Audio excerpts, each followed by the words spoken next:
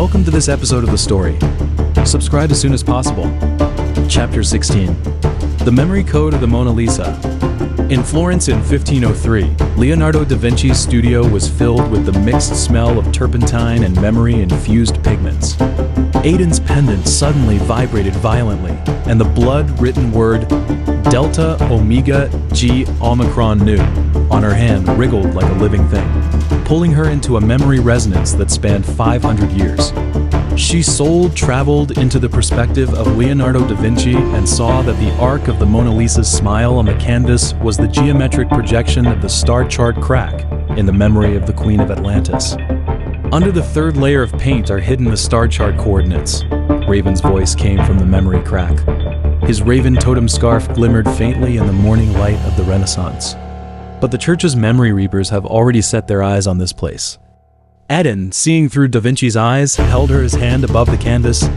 The secret formula of the memory-infused pigments could be traced back to the fountain of memory of Atlantis. When the tip of the brush touched the pupil of the Mona Lisa, the chaotic image of the real starry sky flashed on the retina.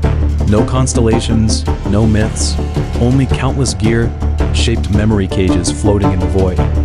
What are you painting? The voice of the Mona Lisa came from behind. Her fingertips glided across the nape of Da Vinci's neck, where there was the same star chart tattoo as Aiden's pendant. Aiden instantly realized that this woman, whom the church called the perfect model, had the gear mark of a church spy branded on the nape of her neck. Just a portrait. Da Vinci's brush dotted 2 pieces of gold leaf at the position of the pupil, made from the powder of Atlantean memory crystals. But some people are afraid of the truth, just as they are afraid of the light in the darkness. Aiden switched back to the modern perspective and found herself touching Da Vinci's memory storage tank in the memory graveyard. The surface of the tank, due to her anger, showed a projection of medieval torture devices, and the screams of church interrogations came from inside. Raven handed her an encrypted file, revealing that the true identity of the Mona Lisa was the 15th century incarnation of Leah de Montfort, the church's memory saintess. Look at this. Raven pulled up a residual image in the memory hearse. In Rome in 1517, the Mona Lisa was showing Da Vinci's manuscript to the church archbishop. She's not a model. She's a spy responsible for monitoring the awakening of Atlantean memories. Aiden's soul traveled again, this time into the memory of the Mona Lisa. She saw Lisa, the Mona Lisa, in the church's memory temple, using memory threads to weave false history, changing the battle memories of the Queen of Atlantis into the temptation of the devil. And the baby in her arms was the pure soul cultivated by the church with a memory incubator, the clone who would become Leah's daughter in the future. The stability of the star chart requires sacrifices, the archbishop's voice echoed in the memory. The No.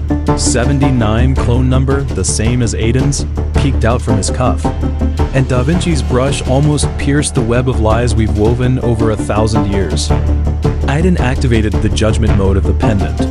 The Mona Lisa's smile distorted in the memory resonance, revealing the mechanical gear structure beneath.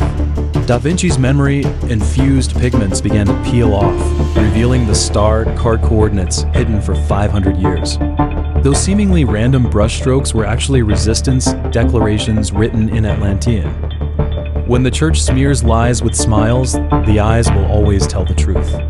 Leah's memory threads suddenly penetrated time and space, and the baby silhouettes at the ends of the threads materialized in the modern memory graveyard.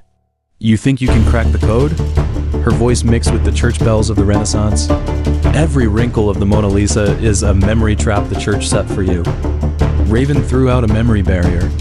Where the feathers fell, Da Vinci's hidden studio appeared. The walls were covered with unfinished star chart deconstruction drafts. On one of the sketches, the pupil of the Mona Lisa was split into 12 memory fragments, each corresponding to the memory cages of the zodiac, the 12 cracks of Aiden's pendant. He knew the church's conspiracy long ago. Raven stroked the burned scar on his scarf. So he hid the truth in the most dangerous place in the artworks right under the church's nose. Aiden touched the memory fragments of the Mona Lisa, but triggered the church's memory bomb. Countless gears exploded in her mind, each engraved with the number of a different clone of hers. Deep in the memory of clone No. 79, she saw the moment her mother bit through the cross. and the blood projected the smile of the Mona Lisa on the retina. It wasn't a coincidence, but the last clue her mother left her. Delta Omega Gi Omicron new is not a gift. It's a warning, Leah's memory threads wrapped around Aiden's wrist. When you think you're decrypting, you're actually helping the church complete the last piece of the star chart puzzle. In reality, the memory storage tank suddenly burst, and the blue memory-like tears converged into the outline of the Mona Lisa. In the tears, Aiden saw that before his death, Da Vinci swallowed a fragment of memory crystal, and when the church's memory reapers cut open his body, they found only a piece of parchment covered with the cracks of the star chart in his stomach. They'll never get the complete coordinates, Da Vinci's voice came from the depths of memory. Because the truth is not on the canvas, but in every soul that dares to question. Aiden clenched the pendant. The No. 79 etching at the bottom resonated with the star coordinates in the pupil of the Mona Lisa. She suddenly understood that her mother's blood-written word was not pointing to the pendant, but to the Mona Lisa with the same clone number. The church's spy used to monitor the rebels was actually one of the imprisoned clone No. 79. Leah watched the chaos in the crystal ball at the church headquarters. Her daughter's consciousness cage flickered in the cracks of the star chart. She gently stroked the gear tattoo on her wrist, the same control device as the Mona Lisa's.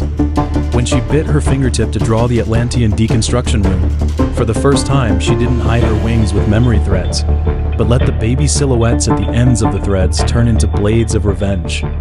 Mom is coming, she smiled at the girl in the cage. This time, let's break their perfect lie together. Aiden woke up in the memory graveyard and found Raven using his wife's memory feathers to repair the memory fragments of the Mona Lisa. In the distance, the church's memory guards were approaching with the sound of gears, and Da Vinci's star chart coordinates had left an eternal crack on her retina. Next atop the Sistine Chapel, Raven handed her a memory crystal, in which the memory residues of Michelangelo flickered. Michelangelo's The Creation of Adam hides the last key to opening the Atlantean fountain of memory. Aiden nodded. The blood-written word on her hand gradually calmed down, but in the moonlight, the outline of the Mona Lisa's smile could be seen. She knew that every memory code she cracked brought her one step closer to the church's core deception, and the price might be the last trace of her existence as a clone. This episode ends here. The next episode will be even more exciting. Come to subscribe.